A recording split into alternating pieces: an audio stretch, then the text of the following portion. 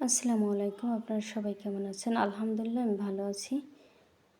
আজ ২৬শে রমজান চলে এলাম একটু ডাক্তারের কাছে। শরীরটা অসুস্থ, তাই ডাক্তার যাওয়ার আগে বিকাশ থেকে কিছু টাকা নিতে হবে। তাই বিকাশের দোকানে চলে এলাম প্রথমেই টাকা নেওয়ার জন্য। বিকাশের দোকানে অনেক ভিড়, আমি সিরিয়ালে দাঁড়াই আছি টাকাটা ক্যাশ আউট করার জন্য। এই দেখেন কত ভিড়। এই যে আমার টাকাটা পেয়ে গেলাম। এখন আমি চলে আসছি ঔষধের দোকানে ঔষধ নেওয়ার জন্য। না ঘুমাতে ক্লান্ত হয়ে গেছি, তাই টেনশন ফিলের ওষুধ নিয়ে যাচ্ছি যাতে মাথায় টেনশন না ঘুম হয়।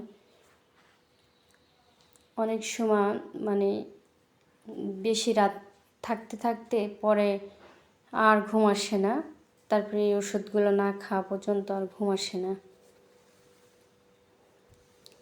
আর এই ওষুধটা খাইলে কোনো সাইড এফেক্ট থাকে না, ঘুম আসে ঠিকঠাক মতো, প্রয়োজনে যতটুকু ঘুম হয়। আমার আবার প্রেশারের সমস্যা, ঘুম না হলে প্রেশারে চাপ দেয়, আর একটু বেশি ইবাদত করতে গেলে তো জাগতেই হয়। তারপর চলে এলাম ফলের দোকানে, কিছু ফল নিব, ছেলের জন্য কিছু আঙ্গুর নিব। ও আবার আঙ্গুর খেতে খুব ভালোবাসে, তাই এখান থেকে আমি হাফ কেজি আঙ্গুর নিয়েছি।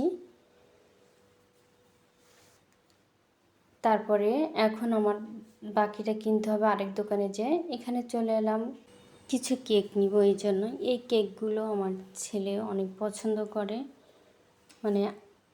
অতটা ভালো খেত না আগে, কিন্তু ইদানিং খায়।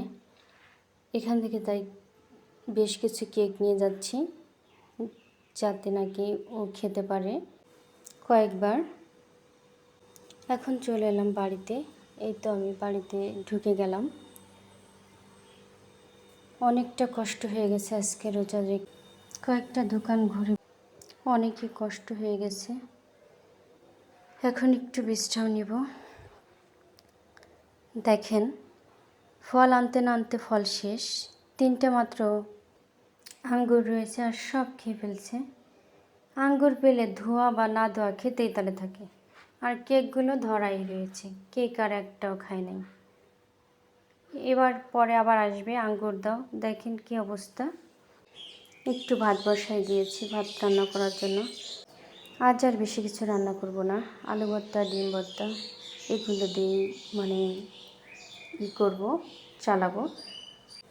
গতকালকের মুরগির তরকারি আছে, সেটা দিয়েই হয়ে যাবে।